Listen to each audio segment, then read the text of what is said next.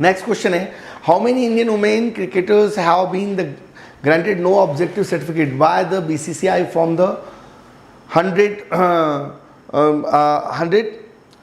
Tournament. BCCI ने कितने भारतीय महिला क्रिकेटरों को 100 टूर्नामेंट के लिए नो ऑब्जेक्शन सर्टिफिकेट हाल ही में प्रदान किया है? ये किया है 4 लोगों को, ठीक है। तो सबसे पहली बात तो इम्पोर्टेंट है कि board cricket control of India जो है ये 1927-28 में बना। सौरभ गांगुली वर्तमान में इसके चेयरमैन हैं, अध्यक्ष हैं, और मुंबई में इसका हेडक्वार्टर है। और बीसीसीआई ने 100 टूर्नामेंट में खेलने के लिए T20 कप्तान हरमनप्रीत सिंह कौर सहित 4 भारतीय महिला क्रिकेटरों को अनापत्ति प्रमाण पत्र दिया है। और ये टूर्नामेंट जो है जुलाई से यूनाइटेड किंगडम में अभी हाल ही में खेला जाना है। और इस टूर्नामेंट के लिए जो है पहले नंबर पे हो गई आपके हरमनप्रीत सिंह कौर। पूछेगा हरमनप्रीत सिंह कौर का संबंध किस खेल से? दूसरी है स्मृति मंधाना, तीसरी है दीप्ति शर्मा, है ना। और इसके बाद जो है चौथे खिलाड़ी के नाम की घोषणा अभी तक हाल ही में बीसीसीआई के द्वारा नहीं की गई है, ठीक है। तो ये 3 नाम याद रखेंगे, हरमनप्रीत सिंह कौर, उन्होंने बोले 4 को भी सर्टिफिकेट देंगे, स्मृति मंधावा और दीप्ति शर्मा। तो 4 खिलाड़ियों के लिए ये इन्होंने गाइडलाइन यहाँ पर बनाई। अगला है, cellular operators association of India का मुख्यालय किस राज्य केंद्र शासित प्रदेश में स्थित है? ये है आपके दिल्ली में। और बेसिकली सेलुलर ऑपरेटर एसोसिएशन जो है ये 5G टेस्टिंग की मंजूरी के लिए जो है अभी चर्चा में रहा। और 5G टेस्टिंग के संचालन के लिए भारतीय एयरटेल, रिलायंस जियो, वोडाफोन आइडिया और MTNL जैसे जितनी भी दूरसंचार सेवा कंपनियां हैं उन्होंने मंजूरी दे दी है कि भैया हम 5G की टेस्टिंग के लिए तैयार हैं। तो ये जो cellular operator association of India है, ये बेसिकली 1995 में बना।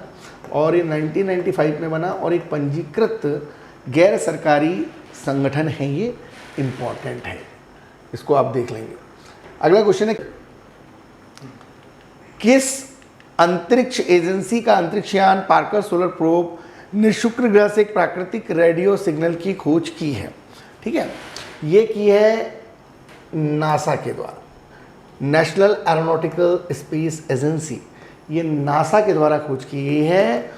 नासा जो है 1958 में बना। तो नासा के अंतरिक्षयान ने जो है वो पार्कर सोलर प्रोब जो है, ये पार्कर सोलर प्रोब की खोज की है और ये शुक्र ग्रह से एक प्राकृतिक रेडियो सिग्नल की यहाँ पे खोज की है। इससे पता चला है कि इस स्पेस प्रोब ने शुक्र के जो ऊपर के वायुमंडल पर उड़ान के बारे में डिस्कशन किया है कि वहाँ पे किस तरीके का वायुमंडल है, और शुक्र के वायुमंडल को इसने पार्कर सोलर प्रोब ने नापा है। और 30 वर्षों के भीतर ये शुक्र ग्रह के वायुमंडल का पहला प्रत्यक्ष माप है। ये क्वेश्चन पूछा जा सकता है कि पार्कर सोलर प्रोब क्या है? तो सूरज के बाहरी कोरोना के बारे में अध्ययन किया है, 2018 में इसको लॉन्च किया गया था और 2025 तक सूर्य के केंद्र से 6.9 मिलियन किलोमीटर तक ये पहुंच जाएगा। ठीक है, तो 2018 का ये प्रोजेक्ट है और 2025 तक जो है ये सूर्य के अंदर कोरोना जो सूर्य के अंदर जो है 6.9 मिलियन तक ये पहुंच जाएगा। इम्पोर्टेंट है ये पार्कर सोलर प्रोब, इम्पोर्टेंट है एग्जाम के पॉइंट ऑफ व्यू से। नेक्स्ट जो है हमारा अगला जो पॉइंट है वो यहाँ पर हम डिस्कस करने जा रहे हैं, वो ये है कि who has been awarded the international Dublin literature prize 2020, किसे अंतर्राष्ट्रीय डबलिन साहित्य पुरस्कार दिया गया है? ये वैलेरा लुएसिल को दिया गया है, ये आप स्क्रीन पे देख रहे हैं। ये मैक्सिकन लेखिका हैं और ये वैलेरा लुसेली हैं। इन्होंने अपना उपन्यास लिखा है लॉस्ट चिल्ड्रन आर्काइव, और इसके लिए इनको डबलिन साहित्य पुरस्कार दिया है। डबलिन साहित्य पुरस्कार 1994 से दिया जा रहा है और लगभग इसमें जो है करीब आप मान के चलिए कि एक बड़ी राशि यहाँ पर दी जाती है और साहित्य की दुनिया में सबसे धनी पुरस्कारों में से एक इस पुरस्कार को माना जाता है। डबलिन पुरस्कार 1994 से ये स्टार्ट हुआ। इनका नाम जरूर याद रखिए, वैलेरिया लुएसिल। नेक्स्ट क्वेश्चन है, on the basis of which article of supreme court has called the reservation from Maharashtra community the unconstitutional? किस अनुच्छेद के आधार पर सुप्रीम कोर्ट ने मराठा समुदाय के लिए आरक्षण को जो है वो असंवैधानिक कहा है ना। ये आर्टिकल 14 के अंतर्गत जो है सुप्रीम कोर्ट ने भी रिसेंटली कहा है कि भाई जो महाराष्ट्र सरकार ने महाराष्ट्र में मराठा समुदाय को सरकारी और शैक्षणिक संस्थाओं में जो आरक्षण है वो असंवैधानिक है और ये अधिकार आर्थिक और सामाजिक पिछड़ेपन के आधार पर दिया गया था। कोर्ट ने अपने फैसले में कहा कि 50% से आरक्षण की अधिक सीमा नहीं हो सकती और सुप्रीम कोर्ट ने माना है कि मराठा समुदाय के लिए एक अलग आरक्षण अनुच्छेद 14 और अनुच्छेद 21 का ये जो है कहीं ना कहीं उल्लंघन करता है और इसलिए जो है इसको सुप्रीम कोर्ट ने मराठा रिजर्वेशन के संदर्भ में जो है इसको अनकॉन्स्टिट्यूशनल दर्जा दिया है और अकॉर्डिंग टू ये आर्टिकल 14 के अंतर्गत और आर्टिकल 21 भी ये कहीं ना कहीं ये असंवैधानिक घोषित करता है इसको। तो हम इस पर रिजर्वेशन पे डिटेल में डिस्कशन करेंगे क्योंकि सुप्रीम कोर्ट ने आरक्षण की सीमा 50% तक तय करी और 1992 में जो इंदिरा साहनी केस आया था जिसे मंडल फैसला भी कहा जाता है और उस बड़ी पीठ के पास भेजने से इसको इस समय इनकार किया था। तो इंदिरा साहनी के फैसले में जो 9 जजों की पीठ ने फैसला सुनाया था वो ये कहा था कि भाई 50% से अधिक आरक्षण देने को जो है केवल असाधारण परिस्थितियों में 50% से अधिक सीमा में आरक्षण देने को उचित इन्होंने ठहरा था। भारत के कुछ राज्य हैं जैसे तमिलनाडु वगैरह वहाँ 69% तक के आरक्षण दिया गया तो वहाँ साथ जो परिस्थितियाँ हैं वो असाधारण होंगी। ठीक है, तो सुप्रीम कोर्ट की गाइडलाइन है मराठा आरक्षण को लेकर चर्चा में रहा। एक बहुत महत्वपूर्ण बात, हम पिछले 365 दिनों में जो भी एक्टिविटी घटी हैं और वो एग्ज़ाम ओरिएंटेड हैं तो हमारा जो डिस्कशन है वो उसी एग्ज़ाम ओरिएंटेशन को ध्यान में रखे। हमारा कोई भी प्रेजेंटेशन या सेशन आपको इंटरेस्ट क्रिएट करने के लिए नहीं है ना, ये हमारा एग्ज़ाम फोकस है। हो सकता है हमारे इन वीडियोस में सेशंस में कुछ कमियां भी आपको लगे तो निसंदेह अकॉर्डिंग टू आर्टिकल 19 आपको पूरी स्वतंत्रता है कि अगर कुछ कमियां हैं तो आप ज़रूर हमें बताएं, हम उनको दूर करेंगे। ठीक है, और कुछ अच्छा लगे तो आप ये बताइए तो हम उसको जो है और अच्छा करने की कोशिश करेंगे। आपको पूरा अधिकार है, अगर हम कुछ कम कर रहे हैं या कुछ हमारे लेक्चर्स में कुछ ऐसा लग रहा है आपको तो आप ज़रूर बताएं। बाकी मेरा जो फोकस है वो एग्ज़ाम ओरिएंटेड है। मैं मध्य प्रदेश पीएससी के लिए करंट अफेयर्स यूनिट 8 पे यहाँ डिस्कशन कर रहा हूँ और उसी को ध्यान में रख के यूनिट 1 से यूनिट 10 के मैंने कुछ MCQs डिज़ाइन किए हैं, मल्टीपल चॉइस क्वेश्चंस डिज़ाइन किए हैं और उन्हीं को मैं यहाँ डिस्कशन कर रहा हूँ और अपने लेक्चर्स के माध्यम से जो भी बच्चा 25 जुलाई को पेपर देने वाला है उसको इस तरीके से मैं प्रिपेयर करवाना चाह रहा हूँ कि वो अपना एग्ज़ाम में स्कोर कार्ड बढ़ा ले। बाद में हमारे जो फाउंडेशन बैचेस हैं वो चलेंगे, उन फाउंडेशन बैचेस में हम प्रिलिमिनरी के लिए 2021-22 के लिए बाकायदा पूरी 10 यूनिट पे डिटेल में समझाते हुए नोट्स बनवा के MCQs, PDF, टेलीग्राम चैनल और तमाम चीज़ों को हम वहाँ मैनेज करेंगे। करीब प्रीलिम्स के लिए हम 200 के आसपास वीडियोस बनाएंगे, 150 वीडियोस पढ़ाने के और 50 वीडियो MCQs के। इस तरीके से मेंस की परीक्षा के लिए हम लाइव आंसर राइटिंग के माध्यम से टॉपिक वाइज एनालिसिस करवाएंगे। जो हमारे फाउंडेशन बैचेस होंगे उसमें हम करीब history, geography, polity, economy, science and technology, GS के प्रत्येक टॉपिक पे 100 वीडियोस देंगे। हमारे करीब 75 वीडियोस मेंस ओरिएंटेड, 25 वीडियोस जो है प्रीलिम्स ओरिएंटेड। तो वो एक हमारी स्ट्रैटेजी के साथ हम काम करेंगे, चाहे वो MPPSC का प्री मेंस हो, चाहे वो UPSC का प्री मेंस हो, इसके अलावा अदर कोई एग्जाम की भी आप तैयारी कर रहे हो। जो हमारा मोटिव है उस मोटिव को आप थोड़ा समझ के काम करेंगे। चलिए, अभी गवर्नमेंट ने जो है वो IDBI जो है इसका जो है विनिवेश के लिए अपनी मंजूरी दे दी है। इम्पोर्टेंट है ये। तो रिसेंटली जो industrial development bank of India है इसके इन्वेस्टमेंट के लिए अनुमति दी है। The government of India has approval from the strategic disinvestment of the bank of IDBI। काफ़ी सोशल मीडिया में हल्ला भी हुआ कि भाई बहुत सारी चीज़ों को सरकार बेच रही है, निजीकरण कर रही है, वो सरकार ही जाने क्यों ऐसा कर रही है। तो भारत सरकार ने और LIC के पास IDBI बैंक के जो 94% से अधिक इक्विटी थी तो उसमें से जो 94% की इक्विटी थी तो भारत सरकार की जो इक्विटी थी लगभग वो थी इक्विटी 45.48% की और लगभग जो 49.24% जो इक्विटी थी वो LIC के पास थी। तो फाइनल सरकार ने निर्णय लिया प्रधानमंत्री जी की अध्यक्षता में आर्थिक मामलों की कैबिनेट कमेटी ने कि IDBI बैंक का लिमिटेड में स्ट्रैटेजिक डिसइन्वेस्टमेंट किया जाए, मैनेजमेंट और कंट्रोल का हस्तांतरण प्राप्त किया जाए, उसको सैद्धांतिक मंजूरी दी। और भारत सरकार और LIC द्वारा बेची जाने वाली अपनी अपनी हिस्सेदारी की सीमा का निर्धारण RBI के परामर्श से इस सौदे को उपयुक्त स्वरूप देने के समय किया जाएगा, ऐसा निर्धारण हुआ। लेकिन क्वेश्चन आएगा कि हाल ही में कैबिनेट ने किस बैंक के रणनीतिक विनिवेश की मंजूरी दी है, तो आप IDBI पर टिक लगाएंगे। ठीक है क्या? हमें एग्जाम के पॉइंट ऑफ व्यू से चीज़ों को यहाँ पे दृष्टिकोणात्मक तरीके से लेते हुए चलना है और उसी दृष्टिकोण से हम यहाँ काम कर भी रहे हैं, आगे तक करेंगे और मकसद साफ है। अब नेक्स्ट जो है हमारा अगला जो मुद्दा है उस पर मैं यहाँ पे चर्चा कर रहा हूँ। मैं आपको क्या बिल्कुल काम का बता दूंगा, कहीं दिक्कत नहीं जाएगी। ये हमारा जो नेक्स्ट क्वेश्चन है यहाँ पे आपके लिए वो क्या है भाई, थोड़ा देख लेते हैं। Which bank has launch the Covid loan book account, ठीक है, कोविड लोन बुक अकाउंट। ये रिजर्व बैंक ऑफ इंडिया ने कोविड लोन बुक, है ना, कोविड लोन बुक भारतीय रिजर्व बैंक के गवर्नर हैं शक्तिकांत दास जी। उन्होंने रेपो रेट पे 50,000 करोड़ रुपए की ऑन टॉप लिक्विडिटी का विंडो 31 मार्च 2020 तक के खुला रखा है। ये repo rate, reverse repo rate, ये हम इकोनॉमी के लेक्चर्स में डिस्कस करेंगे।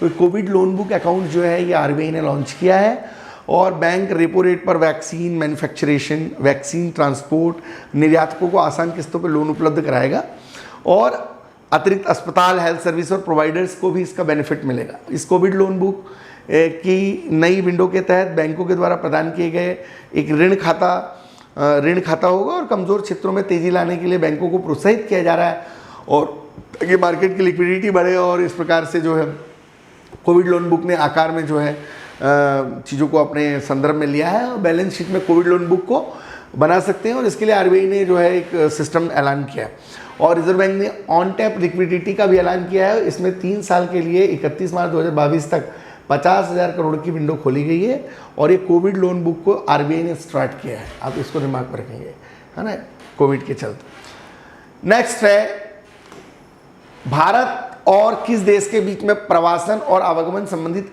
मेमोरेंडम ऑफ अंडरस्टैंडिंग पर हस्ताक्षर को अनुमति मिली है यूनाइटेड किंगडम के बीच में। अभी केंद्रीय मंत्रिमंडल ने भारत और यूके के बीच में माइग्रेशन को और गतिशीलता को जो डेवलप करने के लिए जो है अभी ये अनुमति एमओयू पे दी है।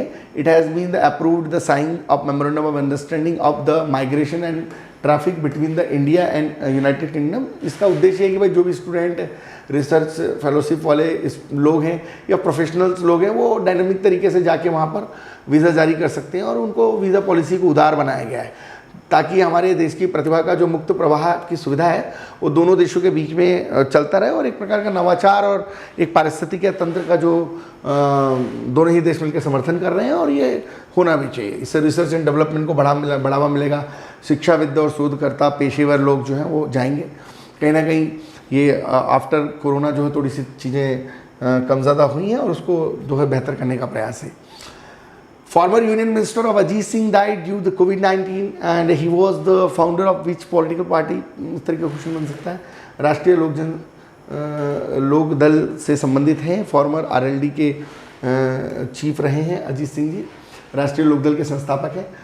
2001 में अटल बिहारी वाजपेयी में कृषि मंत्री रहे हैं और 89 में वीपी सिंह सरकार में उद्योग मंत्री भी रहे हैं। एक ऐसे व्यक्ति जो हैं जो 2001 में कृषि मंत्री रहे, 89 में उद्योग मंत्री रहे। पूरा जीवन इनका किसानों के कल्याण के लिए समर्पित रहा है और ये राष्ट्रीय लोकदल पार्टी के संस्थापक रहे हैं। हाल ही में निधन हो गया है, इंपॉर्टेंट है। अगला, किस बैंक ने एशिया प्रशांत क्षेत्र में स्थायी वसूली के लिए 5 सूत्रीय एजेंडा प्लान किया है? ये एशियन डेवलपमेंट बैंक ने किया है और एशियन डेवलपमेंट बैंक ने किया है और ये एशियन डेवलपमेंट बैंक जो कि 1966 में बना है और एशियन डेवलपमेंट बैंक ने जो है ये इस प्रकार का एशिया प्रशांत क्षेत्र में स्थायी वसूली के लिए कुछ 5 सूत्रीय नियम लाए हैं और वो 5 सूत्रीय जो नियम हैं वो क्या है थोड़ा हम यहाँ देख लेते हैं। एशियाई विकास बैंक के जो अध्यक्ष हैं वो हैं अभी वर्तमान में, उनका नाम थोड़ा सा क्रिटिकल है, उनका नाम है मत्सुगु अस्कावा। तो ये मत्सुगु अस्कावा जो है एशियन डेवलपमेंट बैंक के प्रमुख है। उन्होंने बोला है कि एशिया प्रशांत क्षेत्र में जो असमानताएं आ गई हैं, जलवायु और तमाम चीज़ों को लेकर कंट्रोवर्सी है, तो महामारी को से जो प्रभाव हुआ है उसके लिए इन्होंने ये जो है $20 मिलियन का कोविड-19 सहायता पैकेज के बारे में डिस्कशन किया है और इस प्रकार से एडीबी अपने ज्ञान, वित्त और साझेदारी के लिए अद्वितीय तालमेल जारी करेगा, ऐसा इन्होंने स्टेटमेंट दिया। चलिए अगला जो है पॉइंट यहाँ पर वह है विश्व के पहले मानव रहित जहाज का क्या नाम है? ये है आपका मैफ्लावर 400। ये दिख रहा है आपको, इमेज दिख रहा होगा, मैफ्लावर 400। ये विश्व का पहला आर्टिफिशियल इंटेलिजेंस जहाज है। क्योंकि आर्टिफिशियल इंटेलिजेंस आपके सिलेबस में है तो आर्टिफिशियल इंटेलिजेंस कृत्रिम बुद्धिमत्ता से क्वेश्चन पूछा जा सकता है। मैफ्लावर 400 जो है ये पहला मानव रहित जहाज है, वर्ल्ड फर्स्ट अनमेंडेड सीप है, करीब 15 मीटर इसका लंबाई है और वजन इसका करीब करीब 9 टन के आसपास है, और ये समुद्री प्रदूषण का अध्ययन भी करेगा, है ना। और वैसे भी भारत में भाई बहुत ज़्यादा प्रदूषण हो रहा है। अभी आपने पिछले कुछ दिनों पहले सुना होगा कि फ्रांस का जो क्लीमेंसू जहाज़ है उसने भारत में जो बंगाल की खाड़ी वाला क्षेत्र है वहाँ पे बहुत सारा यहाँ पर कचरा जो है डाल करके चला गया। वैसे ही पिछले साल जो है अमेरिका के 2 जहाज नमितिज्य और मैत्रेय, इन्होंने जो है बंगाल की खाड़ी में बहुत सारा कचरा डाल के चले गए थे। इस प्रकार का जो है प्रदूषण यहाँ पर हो रहा है और इसको रोकने की भी ज़रूरत है।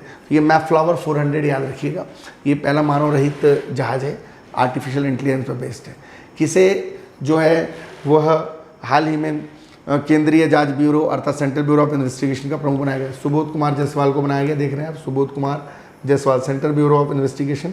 सेंट्रल ब्यूरो ऑफ इन्वेस्टिगेशन 1963 में बना और ये देश की एक प्रमुख एजेंसी है। सुबोध कुमार जायसवाल जी हैं इसके वर्तमान में प्रमुख बनाए गए हैं। ये IPS हैं 1985 बैच के और इम्पोर्टेंट है सुबोध कुमार जायसवाल। किस यूरोपीय देश ने भारत यूरोपीय संघ के नेताओं की बैठक में हाल ही में मेज़बानी की है? पुर्तगाल ने की है ना। अभी हाल ही में 8 मई 2021 को विशेष आमंत्रित सदस्य के तौर पर जो नरेंद्र मोदी जी भी बैठक में थे यूरोपीय परिषद की, और यूरोपीय परिषद के जो अध्यक्ष चार्ल्स मिशेल उन्होंने हमें बुलाया था। और भारत यूरोपीय संघ के नेताओं की इस बैठक में पुर्तगाल के प्रधानमंत्री जो हैं एंटोनियो कोस्टा जो है उन्होंने भारत यूरोपीय संघ के नेताओं की बैठक में मेज़बानी करी। तो क्वेश्चन आ सकता है which European country has been the hosted the India European Union leadership of meeting. तो ये आपके पुर्तगाल के प्रधानमंत्री एंटोनियो कोस्टा उन्होंने मध्यस्थता की यहाँ पर। अब जो है अगला एक और है, किस देश से सबसे पुराना मानव कब्रगाह स्थल हाल ही में खोजा है? तो ये जो है किसने खोजा है भाई? ये खोजा है केन्या ने, और सबसे पुराना मानव कब्रगाह है और ये करीब करीब मान के चलिए 78,000 साल पुराना है। 78,000 साल पुराना प्लेस है और ये इम्पोर्टेंट है। इसको पंगा या सईदी कहा जाता है। इस स्थल को पंगा या सईदी, है ना, पंगा या सईदी इसको कहा जाता है। ये बेसिकली स्थल जो है केन्या में है मानव। ये केन्या है, केन्या से लगा हुआ है, यहाँ पे तंजानिया है, अफ्रीका में इधर ऊपर में सोमालिया है। तो ये जो है ये आपके केन्या में ये आपको ये प्लेस मिलेगा। और यहाँ पर जो है कुछ एक बच्चे के अवशेष जिनकी उम्र 2 से 3 साल की थी उसकी भी खोज हुई है, और जो बच्चा है उसको एक तकिए के साथ आराम से यहाँ पे रखा है और इस बच्चे का जो नाम है वो माउंट टोटो रखा गया है और ये काफ़ी चर्चा में है और ये मानव कब्रगाह है ना। माउंट टोटो पूछ सकता है, इम्पॉर्टेंट है, आप इसको देख सकते हैं, ठीक है। अब जो हमारा नेक्स्ट यहाँ पर डिस्कशन है वो है आपके नेक्स्ट मुद्दे पे डिस्कशन हमारा है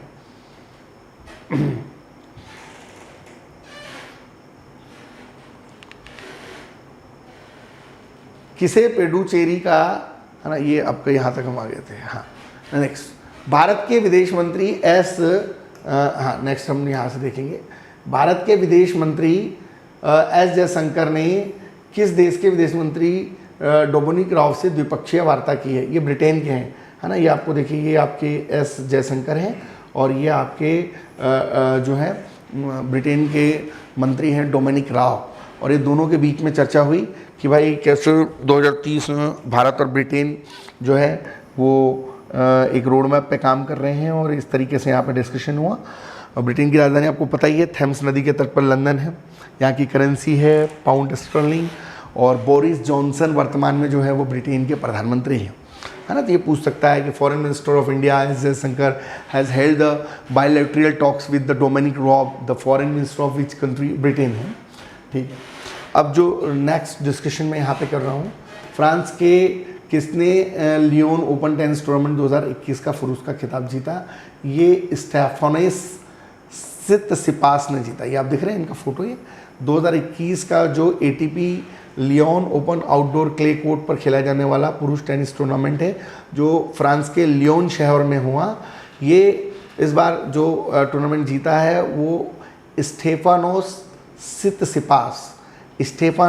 सित्सिपास ने इसे जीता है और ये बहुत फेमस टूर्नामेंट है।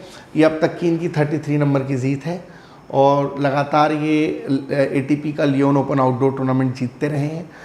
पूछ सकता है कि स्टेफानोस सितसिपास का संबंध किस खेल से है, तो आप वहाँ पर जो है यहाँ पर आप जो है वो टेनिस लगा देंगे और ये टूर्नामेंट फ्रांस में होता है।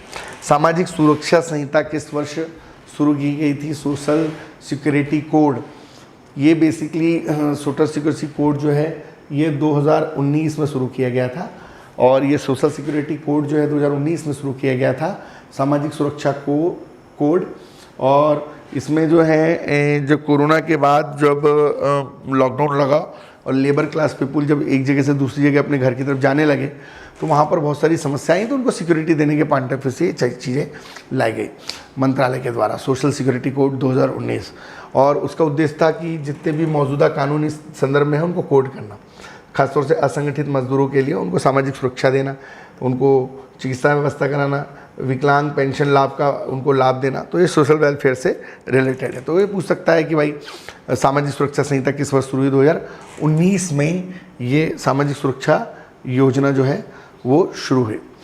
किस राज्य की सरकार ने कोरोना रोगियों के लिए आयुर्वेदिक टेलीमेडिसिन सुविधा जो है प्रारंभ करी? ये हरियाणा ने करी है ना। हरियाणा गवर्नमेंट ने जो है वो कोरोना रोगियों के इलाज के लिए आयुर्वेदिक दवा का इस्तेमाल शुरू किया।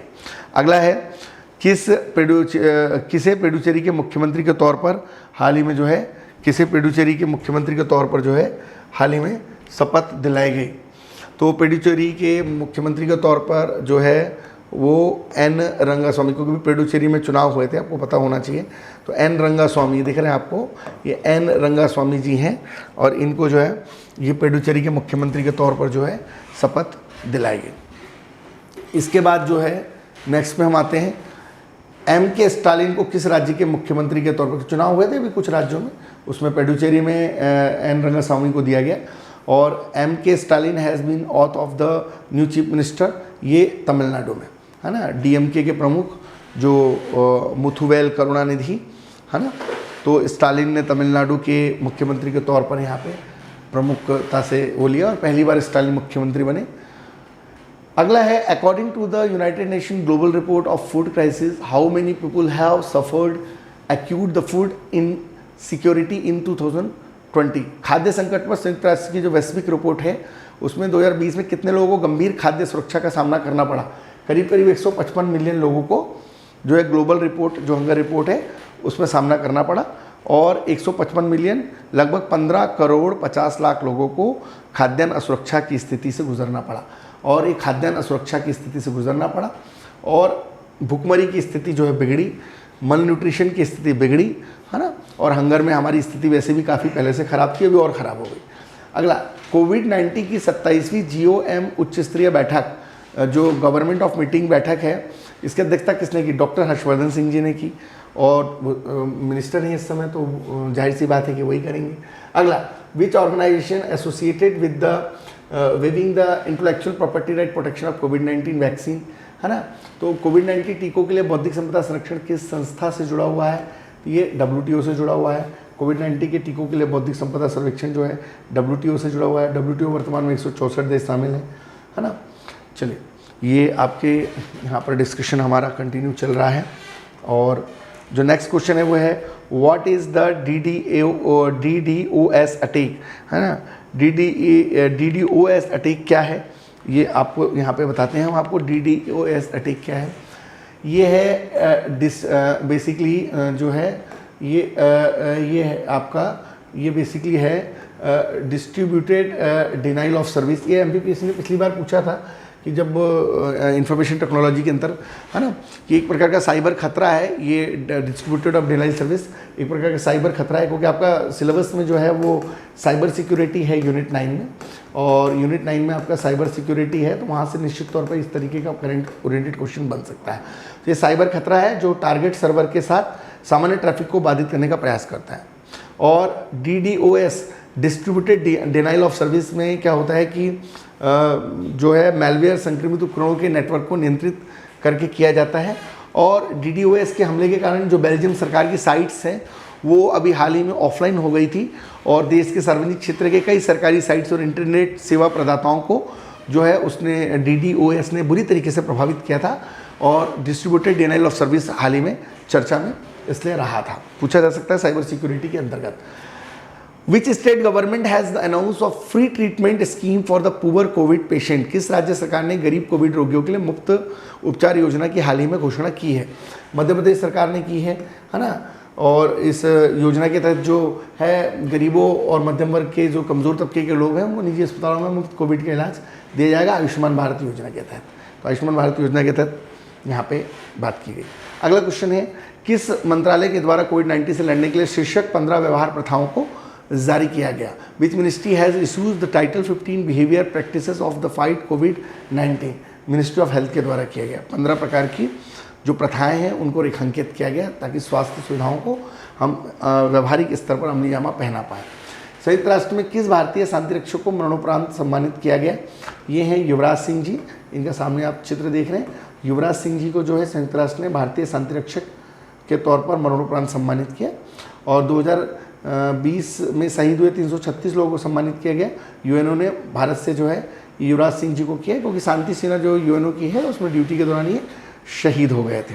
और महासचिव जो है यूएनओ के एंटोनियो गुतरेश, उन्होंने इनको जो है सम्मानित किया। नाम याद रखेंगे, युवराज सिंह। ये क्रिकेटर युवराज सिंह नहीं है, ये आर्मी से रिलेटेड है। प्राइम ग्लोबल सिटीज़ इंडेक्स में QI 2021 में कौन सा शहर शीर्ष स्थान पर है? तो शीर्ष स्थान पर है शेंजेन, है ना। शेंजेन जो है ये शीर्ष स्थान पर है ग्लोबल प्राइम सिटीज़ में, और इसको जो है नंबर 1 पर रखा गया। शेंजेन जो है QI में नंबर 1 पे है, और ये जो है बेसिकली चाइना की एक सिटी है शेंजीन, ठीक है। अब जो है हम नेक्स्ट क्वेश्चन की तरफ चलते हैं, थोड़ा हम तेज़ ले रहे हैं। द बैच पुस्तक किसके द्वारा लिखी गई है? द बैच जो बुक है वो बेसिकली किसके द्वारा यहाँ पर लिखी गई है? ये लिखी गई है मेघन मार्कल के द्वारा। ये आप देख रहे हैं स्क्रीन पे, ये मेघन मार्कल हैं, इनके द्वारा जो है ये आपकी ये बुक है द बेंच लिखी गई है, द बेंच। और 8 जून को इन्होंने हाल ही में जारी किया। ये बेसिकली कविता से प्रेरित है। उन्होंने अपने पति जो थे प्रिंस हैरी, उनको उनके पहले फादर्स डे पर उनकी जो बेटी है आर्ची, उसके पिता के रूप में लिखी थी, और ये काफ़ी चर्चा में रही थी। आर्ची के जन्म के बाद से फादर्स डे पर हैरी की लिखी गई किताब थी ये, और ये बेंच पूछी जा सकती है, चर्चा में रही, फादर्स डे पर इम्पोर्टेंट बुक है। अगला जो है क्वेश्चन, भारत ने 8 वर्ष के बाद किसके साथ मुक्त व्यापार समझौता बातचीत शुरू करने का हाल ही में निर्णय लिया है? तो ये यूरोपीय यूनियन के साथ लिया है। यूरोपीय यूनियन के साथ भारत सरकार ने जो है मुक्त व्यापार फ्री ट्रेड पर डिस्कशन किया है। अगला है, which drug has been developed the DRDO defence research development organisation ने कौन सी दवा बनाई है अभी? वो दवा का नाम याद रखेंगे, दवा है 2DZ। Drugs controller general of India ने कोविड-19 के इलाज के लिए 2DZ नाम से एक दवा बनाई है, DRDO defence research development organisation. इसमें 2-डिऑक्सी ग्लूकोज इसका फुल फॉर्म है, और डॉक्टर रेड्डीज लेबोरेटरीज के सहयोग से इसको भारत में विकसित किया गया। ये दवा अस्पताल में भर्ती मरीजों की तेज़ी से रिकवरी सुनिश्चित करने और नैदानिक परीक्षणों के दौरान पूरक ऑक्सीजन निर्भरता को कम करने का काम करेगी। और जो 2GB एक जेनेरिक मॉलिक्यूल है, इस प्रकार आसानी से देश में प्रचुर मात्रा में निर्मित भी की जा सकती है और उपलब्ध भी कराया जा सकता है। तो 2G DRDO। किस राज्य ने कोविड से ठीक हुए रोगियों के ब्लैक फंगस होने की रिपोर्ट हाल ही में मिली है ना? ये गुजरात जो है, यहाँ पर ब्लैक फंगस होने से ठीक हुए रोगियों में ब्लैक फंगस होने की रिपोर्ट सबसे पहले मिली गुजरात। तो गुजरात और दिल्ली में ऐसे कई मामले देखे गए जहाँ पर आफ्टर कोरोना जो लोग हैं वो ब्लैक फंगस या काली फफूंद नामक बीमारी से पीड़ित हो गए। तो ये फंगस जो है नाक और गले में होते हुए श्वसन प्रक्रिया के माध्यम से खून में मिल जाता है। तो ये एक नई बीमारी यहाँ पे चर्चा में रही है ना, ये पूछा जा सकता है। और ओके सर, ठीक।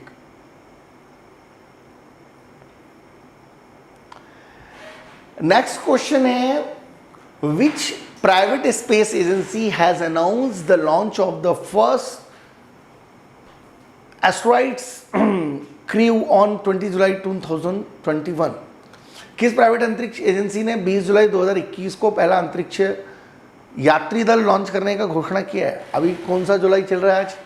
अभी आपके वीडियो को हम 20 जुलाई के बाद का भी लेके चले क्योंकि घोषणा पहले ही हो गई है। ये स्काई रूट, तो ये ब्लू ओरिजिन ने 20 जुलाई 2021 को अपने पहले अंतरिक्ष यात्री दल लॉन्च करने की घोषणा की है। और अमेजन के जो संस्थापक हैं जेफ बेजोस की कंपनी, वो इस पूरे प्रोग्राम को डील कर रही है। और 20 जुलाई का दिन इसलिए इम्पोर्टेंट है क्योंकि 1969 में 20 जुलाई को अपोलो 11 जो है उसको छोड़ा गया था। नील आर्मस्ट्रांग गए थे खुद, और उसके 50 साल पूरे हो रहे हैं 2019-20 में। और जो नया रॉकेट लॉन्च किया गया है उसका नाम है न्यू सैफर्ड, और इसे एक बार में 6 लोगों को ले जाने के लिए डिज़ाइन किया गया है। और ये अभी 20 जुलाई 2021 को छोड़ा जाएगा।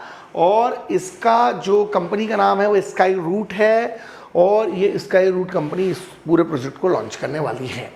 ठीक है, अब जो नेक्स्ट क्वेश्चन है वो ये है कि the RBI will conduct the first special long term repo operation from small finance bank of the how many rupees. RBI लघु वित्त बैंकों को कितने रुपए के लिए पहले विशेष दीर्घकालिक रेपो ऑपरेशन का संचालन करने वाला है। इसमें 10,000 करोड़ रुपए जो रिजर्व बैंक ऑफ इंडिया है वो लघु वित्त बैंकों को 10,000 करोड़ रुपए के special long term repo operation का संचालन करने वाला है। मई 2021 में ये पूरा project reserve bank of India के द्वारा प्लान किया गया। अक्टूबर 2021 तक ये पूरा प्रोग्राम चलेगा, और इसमें माइक्रो फाइनेंसिंग जो है की जाएगी आरबीआई के द्वारा। इन बैंकों को सुनिश्चित करना चाहिए कि रिजर्व बैंक ऑफ इंडिया से उधार ली गई राशि केवल असंगठित क्षेत्रों और छोटी व्यावसायिक इकाइयों जैसे क्षेत्रों में ही उधार दी जानी चाहिए। ये एक सुझाव है हमारी तरफ से। तो रिजर्व बैंक ऑफ इंडिया ने एक जो special long term repo operation start किया है, special long term repo operation start किया, वो 10,000 करोड़ रुपए का है। ठीक है, थोड़ा देख लेंगे इसको। नेक्स्ट है यूनेस्को। भारत की कितनी सांस्कृतिक विरासत स्थलों को यूनेस्को ने विश्व धरोहर स्थलों की संभावित सूची में हाल ही में शामिल किया है? वो किया है 6 स्थलों को। मैंने अपने करंट अफेयर्स के लेक्चर में इस चीज़ को बताया भी है। एक वाराणसी का गंगा घाट, दूसरा तमिलनाडु का कांचीपुरम, मध्य प्रदेश के सतपुड़ा टाइगर रिजर्व, महाराष्ट्र का सैन्य वास्तुकला, और हीरा बैंकल जो मैगोलिथिक साइट है, और मध्य प्रदेश की नर्मदा घाटी का बेड़ा घाट। तो ये इंपॉर्टेंट है भाई बहुत ना। एक मध्य प्रदेश का सतपुड़ा टाइगर रिजर्व और दूसरा बेड़ा घाट, तो ये मध्य प्रदेश के 2 प्लेसेस इसमें शामिल किए गए। तो यूनेस्को की विश्व धरोहरों की जो संभावित सूची है वो 42 से बढ़कर जो है 6 और बढ़ जाएंगे, तो टोटल हो जाएगी 48। तो अभी मध्य प्रदेश के 2 बेड़ा घाट और सतपुड़ा टाइगर रिजर्व शामिल किया गया है यूनेस्को की वर्ल्ड हेरिटेज में, है ना। माननीय केंद्रीय संस्कृति मंत्री प्रहलाद सिंह पटेल के द्वारा 6 सांस्कृतिक विरासत स्थलों को सूची धरोहर स्थल में जोड़ने के लिए प्रस्ताव भेजा गया है। और मध्य प्रदेश के 2 प्रमुख स्थल सतपुड़ा टाइगर रिजर्व और नर्मदा नदी घाटी का बेड़ा घाट इंपॉर्टेंट है, इसको देख लेंगे भाई, आएगा क्वेश्चन यहाँ से। अगला जो है नेक्स्ट है, किसने मैड्रिड ओपन टेनिस में महिला एकल का खिताब हाल ही में जीता? ये जीता है एरिना सबालेंका। ये दिख रहा है आपको स्क्रीन पे फोटो, ये है एरिना सबालेंका, इन्होंने जीता है। और इन्होंने एरिना सबालेंका जो है बेलारूस की हैं। विश्व की नंबर 1 एक खिलाड़ी जो ऑस्ट्रेलिया की हैं एस्ले बर्टी, उनको इन्होंने हराया है। एस्ले बर्टी की उन्होंने हराया है, इसलिए इम्पोर्टेंट। चलिए अब नेक्स्ट जो है वो है, किसने भारत की ओर से 3री आर्कटिक विज्ञान मंत्री परिषद की बैठक में हाल ही में भाग लिया? डॉक्टर हर्षवर्धन सिंह ने जो है वो आर्कटिक साइंटिफिक मिनिस्टर्स की जो बैठक है उसमें हाल ही में पार्टिसिपेट किया है। ये इम्पोर्टेंट है, इसको थोड़ा आप देख लेंगे। अब जो हम अपने नेक्स्ट क्वेश्चन पे चलेंगे वो ये है कि किस महिला खिलाड़ी के द्वारा हाल ही में जो है वो sports women of the year का अवार्ड जीता गया है? नोआमी ओसाका। ये आप देख रहे हैं फोटो, नोआमी ओसाका को जो है वो sports women of the year घोषित किया गया है। और ये नोआमी ओसाका जो है जापान की हैं, विश्व की नंबर 2 टेनिस खिलाड़ी हैं, इनको ये अवार्ड दिया गया है। हाल ही में किस राज्य ने विधान परिषद की स्थापना को मंजूरी दी है? Which state government has approve the setting of the legislative council, है ना। लेजिस्लेटिव काउंसिल का जो कंसेप्ट है वो आर्टिकल 169 के अंतर्गत है, और आर्टिकल जो है 169 के अंतर्गत है। और भारत के कुछ राज्यों में जो है व्यवस्थाएं पहले से थी, बाद में कुछ राज्यों ने अपने यहाँ व्यवस्था को कम कर दिया। तो ये जो विधान परिषद हाल ही में किया है वो इस समय किया है आपके पश्चिम बंगाल ने, है ना। तो वर्तमान में आंध्र प्रदेश, कर्नाटका, है ना, तेलंगाना, महाराष्ट्र, बिहार और यूपी में ऑलरेडी व्यवस्था है। तो आप दिमाग में सेट कर लेंगे कि भाई आंध्र प्रदेश में है, इसके बाद कर्नाटका में है, आपके तेलंगाना में है, महाराष्ट्र में है, बिहार में है, यूपी में है, और ये 7वां राज्य हो जाएगा आपके वेस्ट बंगाल, जहाँ पर ये विधान परिषद की व्यवस्था की जानी है। ठीक है, अब हम देखते हैं नेक्स्ट मोटिव पे अपन चलते हैं। वो है कि मैड्रिड ओपन जो टेनिस टूर्नामेंट है पुरुषों का, वो फाइनल खिताब किसने जीता है?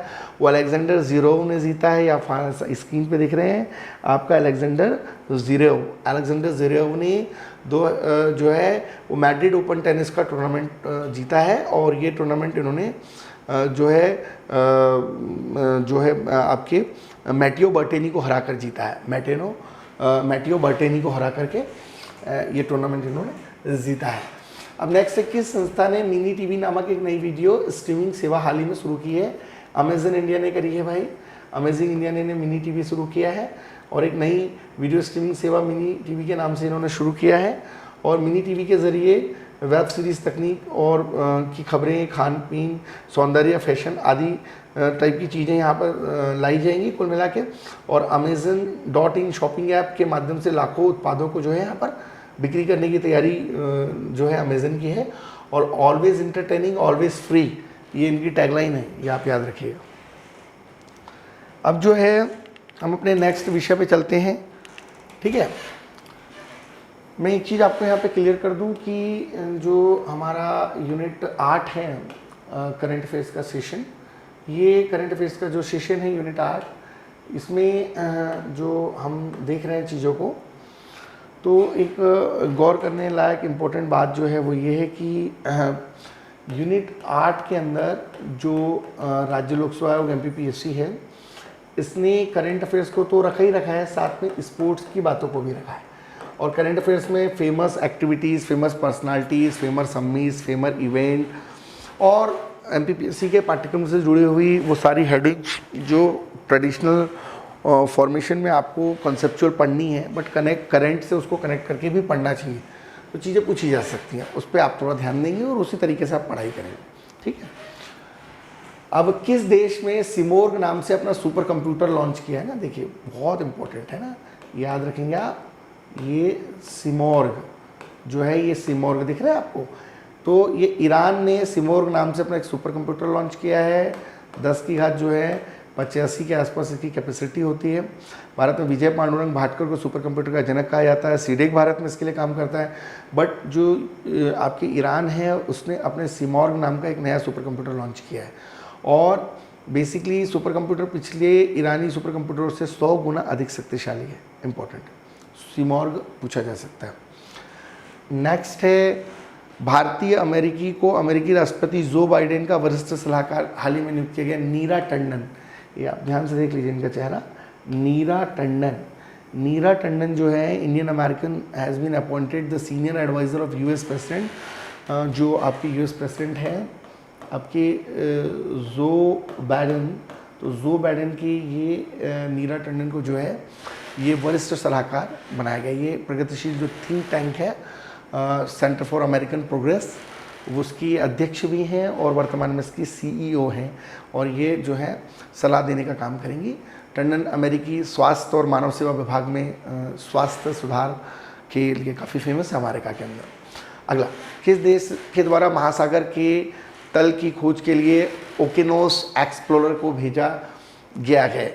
ये बेसिकली USA ने ही भेजा है। और ये ओकेनोस एक्सप्लोरर जो है, ओकेनस एक्सप्लोरर, ये आप देख रहे हैं इधर स्क्रीन पे, ये ओकेनस एक्सप्लोरर जो है, ओकेनस एक्सप्लोरर ये national oceanic and atmosphere administration के द्वारा भेजा गया है, संयुक्त राज्य अमेरिका में इसको भेजा गया है। और ये 3D मानचित्रों के माध्यम से वहाँ की सारी इन्फॉर्मेशन को लेके आएगा। और ये ऑफिसर्स रोबोट का एक ऑर्फियर्स रोबोट नामक एक रोबोट यहाँ पर बनाया गया, आर्टिफिशियल इंटेलिजेंस पर बेस्ड, जो गहरे समुद्र तल पर जाकर के जो है इस प्रकार की चीज़ों को रिसर्च एंड डेवलपमेंट करेगा। करीब ये 250 kg का एक ऑफियर्स नाम का एक आर्टिफिशियल इंटेलिजेंस बनाया गया है जो इस दिशा में काम करेगा। और ये ओकेनोस एक्सप्लोरर जो है ये अमेरिका के द्वारा अभी हाल ही में भेजा गया। नेक्स्ट है, किस पूर्व बास्केटबॉल खिलाड़ी के नाम पर NBA सामाजिक न्याय पुरस्कार की घोषणा हाल ही में की गई? अब्दुल जब्बार के नाम पे की गई है, दिख रहा है आपको सामने नाम। ये नेशनल बास्केटबॉल एसोसिएशन है, तो सामाजिक न्याय की लड़ाई में आगे बढ़ने वाले खिलाड़ियों के सम्मान के लिए अब्दुल जब्बार कि जो है सामाजिक न्याय चैंपियनशिप पुरस्कार यहाँ पर प्रारंभ किया गया। अब्दुल जब्बार, इनका नाम याद रखेंगे, ठीक है। इसके बाद जो नेक्स्ट चीज़ें हम यहाँ पर डिस्कस करने जा रहे हैं वो यहाँ पे अगले कुछ पड़ाव को लेकर होंगी। किस राज्य सरकार ने आयुष घर द्वार योजना चालू की है? आयुष घर द्वार योजना चालू की है हिमाचल प्रदेश सरकार ने।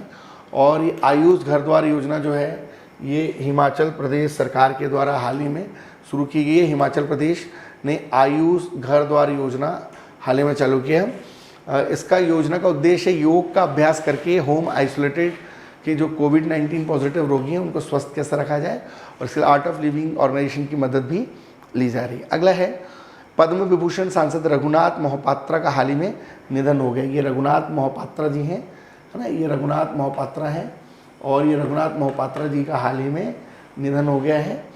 और 2001 में इनको पद्म भूषण, 2013 में पद्म विभूषण दिया गया। 2016 में उड़ीसा सरकार ने इनको ललित कला अकादमी का जो है अध्यक्ष बनाया। इसके पहले 75 में इनको पद्मश्री भी दिया गया था। 75 में पद्मश्री दिया गया, 2001 में पद्म भूषण दिया गया, 2013 में पद्म विभूषण दिया गया, तीनों मिल गया था इनको। रघुनाथ मोहपात्रा प्रसिद्ध मूर्तिकार थे, याद रखेंगे, है ना। अगला है नेक्स्ट है किसने New York city international film festival 2021 में सर्वश्रेष्ठ अभिनेता का पुरस्कार जीता है? अनुपम खेर को जो है ये पुरस्कार दिया गया। ये अनुपम खेर स्क्रीन पे दिख रहे हैं। और अनुपम खेर को New York city of international film festival में इनकी जो शॉर्ट फिल्म है हैप्पी बर्थडे, उसमें अभिनय के लिए जो है ये पुरस्कार दिया है।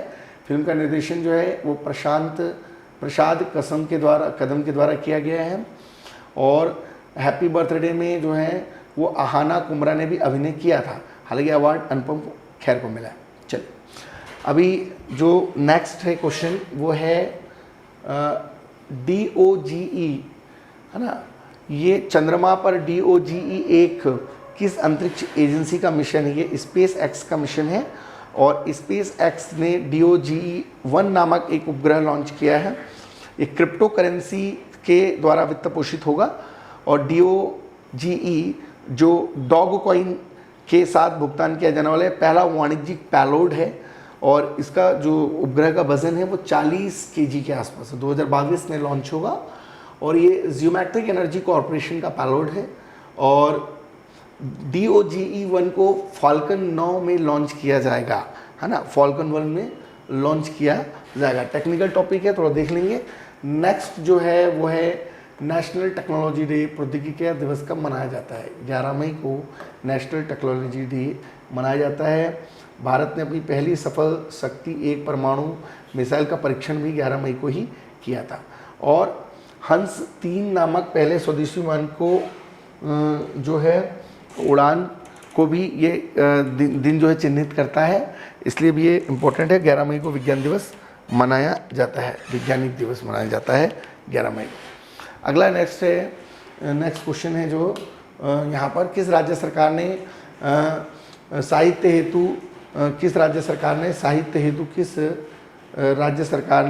साहित्य हेतु मनोज दास अंतर्राष्ट्रीय साहित्य पुरस्कार हाल ही में देने की घोषणा की है? ये मनोज दास अंतर्राष्ट्रीय साहित्य पुरस्कार जो है वो उड़ीसा सरकार देने जा रही है। ये पुरस्कार अंग्रेजी साहित्य में उनके रचनात्मक योगदान के लिए दिया जाएगा। पद्मश्री और पद्म भूषण पाने वाले प्रसिद्ध लेखक मनोज दास, जिन्होंने अंग्रेजी और उड़िया में बहुत सारी कहानी, कविताएं, स्तंभ लिखे हैं, इंपॉर्टेंट है, पूछ सकता है। अगला, किस देश में स्थित माउंट सिनाबाग ज्वालामुखी का हाल ही में विस्फोट हुआ? इस प्रकार की करंट की चीज़ें पूछी जा सकती है। माउंट सिनाबाग, ये जो माउंट सिनाबाग है ये बेसिकली माउंट सिनाबाग जो है बेसिकली ये इंडोनेशिया में है। इंडोनेशिया के अंदर ये माउंट सिनाबाग जो है ज्वालामुखी, और हाल ही में यहाँ पर ज्वालामुखी उद्भेदन हुआ मार्च के आसपास, और इससे पूरे आकाश में गर्म बादल छा गए। इसके पहले अगस्त 2020 में भी इस प्रकार का विस्फोट हुआ था। 2010 से ही ये सक्रिय है, और ये इसलिए चर्चा में है क्योंकि 400 साल बाद एक बड़े रूप में ये वहाँ पर जो है ज्वालामुखी फटा है। जैसे भारत का एकमात्र सक्रिय ज्वालामुखी बैरन जो 1787 में पहली बार फटा था, उसके बाद जो है ये 2014 में इसमें कुछ इस प्रकार की चीज़ें देखी गई थी। तो MPPSC ने उसमें बैरन के बारे में पूछा था। तो ये माउंट सिनाबाग पूछा जा सकता है इम्पोर्टेंट है। एलिफेंट इन द बॉम्ब नामक पुस्तक के जो लेखक हैं वो कौन हैं? ये हैं आपके कल्की कोचलिन, जो है एलिफेंट इन बॉम्ब नामक पुस्तक के लेखक हैं। ये कल्की कोचलिन बॉलीवुड अभिनेत्री हैं और एलिफेंट इन बॉम्ब नामक किताब की लेखिका हैं। और मातृत्व पर ये एक नॉन फिक्शन पुस्तक है इनकी, इम्पोर्टेंट है।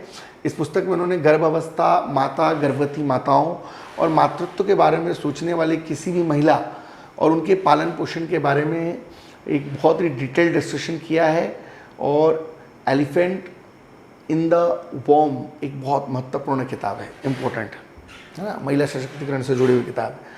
किस बीमा कंपनी के एमडी के रूप में मिनी आइप और बीसी पटनायक को हाल ही में नियुक्त किया गया है ना? ये एलआईसी जो है देश की सबसे बड़ी लाइफ इंश्योरेंस कंपनी है, उसमें 2 एमडी नियुक्त किए गए हैं, एक आइप मिनी और दूसरे बीसी पटनायक। और इस तरीके से एलआईसी में 4 एमडी हो गए हैं। इनमें से एक एमडी का पद जनवरी में खाली हुआ था और दूसरे का जो एमडी का पद है वो अभी जून में खाली होना है, इसलिए जो है 2 लोगों को यहाँ पर जो है यहाँ बनाया गया है, एक आपके आइप मिनी और दूसरे जो है बीसी पटनायक। नेक्स्ट क्वेश्चन है, सीबीएसई ने छात्रों के लिए मानसिक सामाजिक कल्याण हेतु किस मोबाइल ऐप को हाल ही में लॉन्च किया है? दोस्त फॉर लाइफ, है ना। सीबीएसई ने दोस्त फॉर लाइफ नाम का एक ऐप लॉन्च किया है, ये इंपॉर्टेंट है, दोस्त फॉर लाइफ, है ना, ये पूछा जा सकता है। नेक्स्ट जो यहाँ पर है अगला डिस्कशन हमारा होना है वो ये है कि ए ऐप के बारे में मैंने बता दिया आपको। सीबीएसई 9 से 12 तक के विद्यार्थियों के लिए मोबाइल ऐप लॉन्च किया है, दोस्त फॉर लाइफ। अच्छा, आगे है नेक्स्ट कि किस राज्य ने आपदा प्रबंधन एजेंसी और यूनिसेफ से ने संयुक्त रूप से एक ऑनलाइन बाढ़ रिपोर्टिंग प्रणाली हाल ही में विकसित की है? वो असम ने की। असम में जो है बाढ़ आती रहती है, तो असम सरकार के द्वारा जो है ये यहाँ पर ये किस राज्य सरकार के द्वारा जो है हाल ही में किस राज्य सरकार के द्वारा हाल ही में जो है एक ऑनलाइन बाढ़ रिपोर्टिंग प्रणाली विकसित की गई है? वो है आपका असम, क्योंकि आपके सिलेबस में यूनिट 7 में डिजास्टर मैनेजमेंट भी है, तो ये आपदा प्रबंधन एजेंसी और यूनिसेफ के सहयोग से ये सिस्टम चालू किया गया। अगला, WHO ने किस देश के द्वारा विकसित सिनोफार्म वैक्सीन के आपातकालीन उपयोग को हाल ही में मंजूरी दी है? ये चाइना। अरे भैया, चाइना की वैक्सीन जो है उसको WHO ने अनुमति दी है। भारत लगाएगा कि नहीं ये भारत सरकार तय करेगी, लेकिन ये जो आपका वैक्सीन है उसका नाम है सिनोफार्म वैक्सीन, याद रखिएगा। जैसे स्पुतनिक 5 है ना रशिया का, वैसे ही है सिनोफार्म। अगला, किसने आत्मन AI तकनीक को विकसित किया है? DRDO ने एक ऐसा सॉफ्टवेयर डेवलप किया है जिसमें कोरोना का रिजल्ट पता करने के लिए सिटी स्कैन कराने की ज़रूरत नहीं है, और ये DRDO के द्वारा ये आत्मन AI, है ना, आत्मन आर्टिफिशियल इंटेलिजेंस नामक एक सॉफ्टवेयर लॉन्च किया गया है, इम्पोर्टेंट है। इसके बाद जो अगला है वो ये है कि कौन अरब वर्ल्ड नोबेल पुरस्कार 2021 पाने वाली पहली भारतीय महिला बन गई हैं? और वो हैं आपकी डॉक्टर ताहिरा कुतुबुद्दीन, है ना, थोड़ा डिफरेंट नाम है इनका, ताहिरा कुतुबुद्दीन। ताहिरा कुतुबुद्दीन जो है अरबी साहित्य के प्रोफेसर हैं और इनको अरब जगत का ये नोबेल प्राइज़ माना जाता है। अरब वर्ल्ड नोबेल पुरस्कार पाने वाली पहली ये भारतीय महिला बन गई हैं जिनको ये पुरस्कार यहाँ पर दिया गया है। चलिए अगला, जो KR गौरी अम्मा किस राज्य की राजस्व मंत्री है ना? इस तरह की कुछ फेमस पर्सनालिटीज़ है जो चर्चा में रहते हैं, क्वेश्चन पूछ सकता है। केरल की हैं और सबसे वरिष्ठ कम्युनिस्ट नेता हैं जिनको इस पद से यहाँ पर जो है नवाजा गया है, इम्पोर्टेंट है ना। अभी केरला में जो है चुनाव हुए थे और वहाँ पर ये जीत के आई हैं। करीब इन्होंने 17 चुनाव लड़े हैं, 13 उसमें जीती हैं और पहली बार इनको मिनिस्टर बनाया गया है। और उसके बाद इनका हाल ही में निधन भी हो गया है ना। और ये क्योंकि निधन हो गया है इसलिए जो है KR गौरी अम्मा जो है वो चर्चा में 102 साल की आयु में इनका निधन हो गया। राजस्व मंत्री थे केरला में। अगला है, नीति आयोग और किस संगठन ने कनेक्टिव कॉमर्स नामक रिपोर्ट हाल ही में जारी की है? मास्टर कार्ड ने। और नीति आयोग मास्टर कार्ड ने कनेक्टिव रिपोर्ट जारी की है। नीति आयोग 1 जनवरी 2015 को बना था और एक कनेक्टिव योजना जो है ये डिजिटल इंक्लूसिव भारत के रोड मैप को तैयार करने के लिए लाई गई है। ये दिशा में नीति आयोग काम कर रहा है मास्टर कार्ड के साथ मिलकर। किस राज्य और केंद्र शासित प्रदेश की पुलिस ने कोवी वैन नामक हेल्पलाइन शुरू की है? कोवी वैन, है ना, कोवी वैन नामक शुरुआत की है दिल्ली सरकार ने। ये दिल्ली की सरकार की योजना कोवी वैन नामक नई सेवा इसमें चालू की है, और इसमें वरिष्ठ नागरिकों को ज़रूरत पड़ने पर जो है उनको जो है सेवा का यूटिलाइजेशन करने का मौका मिलेगा। और इस योजना में जो है जो भी रोज़मर्रा की चीज़ें वरिष्ठ नागरिक नहीं ला पाते हैं तो वो दिल्ली की पुलिस जो है कोवी वैन के माध्यम से छोड़ेगी।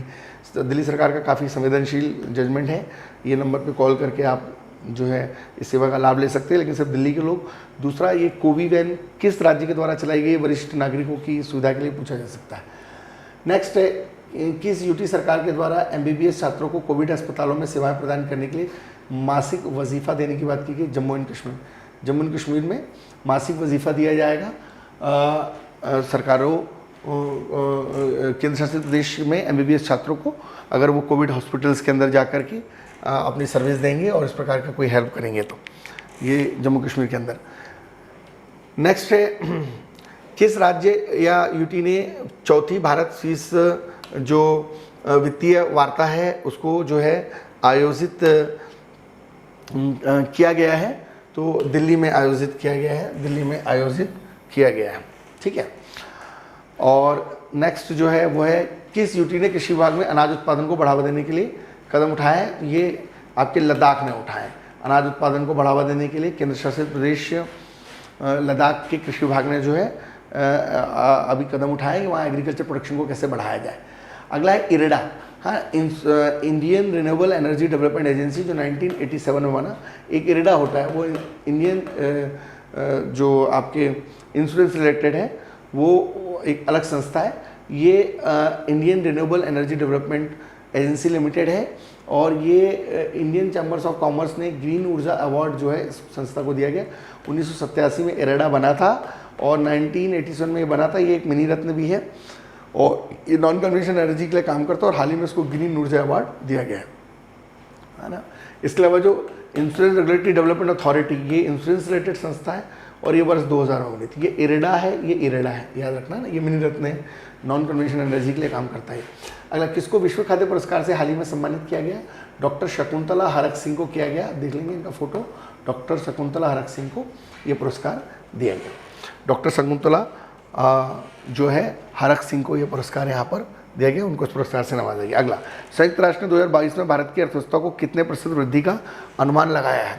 वृद्धि अभी तो समझ में आ नहीं रही है, लेकिन संयुक्त राष्ट्र ने जो डाटा दिया है 2022 में, उसके अनुसार जो है भारत की जो ग्रोथ है 2022 तक एक अनुमान के मुताबिक करीब करीब वो 5.8% से बढ़ने का अनुमान है। 2021 में 8.3% की मंदी जो है उससे निजात मिलेगी और बाद में 5.8% की ग्रोथ के साथ भारतीय अर्थव्यवस्था बढ़ेगी, ऐसा अनुमान ये यूएनओ के द्वारा यूनाइटेड नेशन की एक नवीन रिपोर्ट में कहा गया है। अगला क्वेश्चन है, किस भारतीय पेट्रोलियम कॉर्पोरेशन लिमिटेड में मेटर के नए CMD के रूप में हाल ही में स्थान लिया है? वो है अरुण कुमार सिंह, जिनने पब्लिक इंटरप्राइजेस सिलेक्शन बोर्ड के चेयरमैन के तौर पर स्थान ग्रहण किया है। किस राज्य यूटी ने जल जीवन मिशन के तहत ग्रामीण क्षेत्रों में 100% पाइप कनेक्शन का लक्ष्य प्राप्त किया है? तो ये है पुडुचेरी ने किया है ना, पुडुचेरी ने किया है, ये दिमाग में रखेंगे। जल जीवन मिशन, जल जीवन मिशन। ठीक है।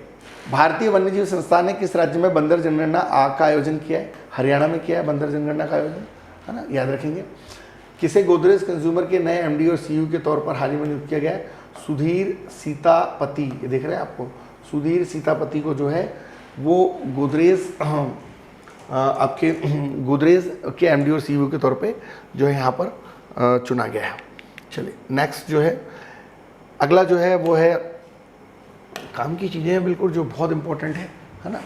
अगला जो है, किसे NARCL के नए CEO के तौर पर भारतीय स्टेट बैंक के जो पद्म कुमार माधवन नायर हैं उनको जो है वो NARCL के नेशनल एसेट रिकंस्ट्रक्शन कंपनी, है ना, जो बैड बैंक है उसकी एक प्रस्तावित इकाई है, उसके प्रमुख के तौर पर पद्म कुमार M नायर को चुना गया है और अप्रैल 2020 में से ये पद को संभाल रहे हैं।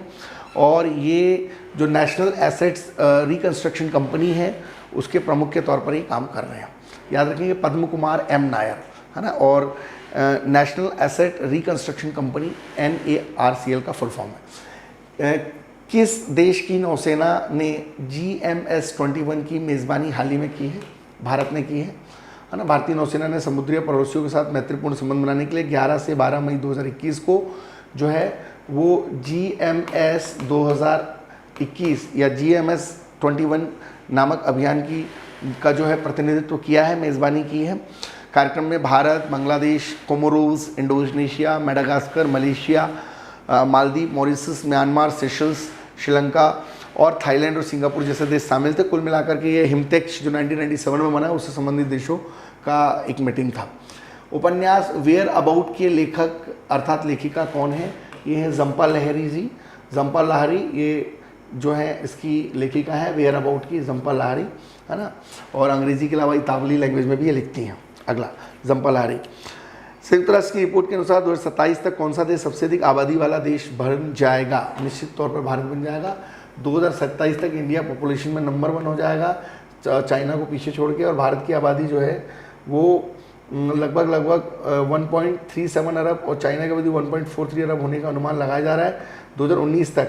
2019, 20, 21 आते आते 27 तक भारत की आबादी चाइना से ज़्यादा हो जाएगी 2027 में, ऐसा अनुमान इस रिपोर्ट के मुताबिक कहा जा रहा है संयुक्त राष्ट्र संघ की 2027 की जो कंडीशन के आधार पर। इस तरह की कंडीशन वहाँ पर बनेगी। अगला, श्रीमती इंदु जैन जिनका हाल ही में निधन हो गया, वो किस संस्था से जुड़ी हुई थी, है ना। इंदु जैन जी किस संस्था से जुड़ी हुई थी?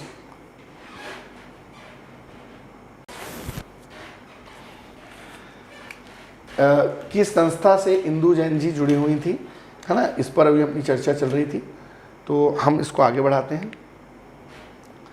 इंदु जैन जी जिनका हाल ही में निधन हो गया, ये किस संस्था से जुड़ी हुई थी? इंदु जैन जी ये टाइम्स ग्रुप की अध्यक्ष हैं। कोविड-19 संबंधित दिक्कतों के चलते इनका निधन अभी हाल ही में हो गया। 84 साल की थी, आध्यात्मिक साधक कला थी, विशिष्ट इनका इंटरेस्ट था इसमें।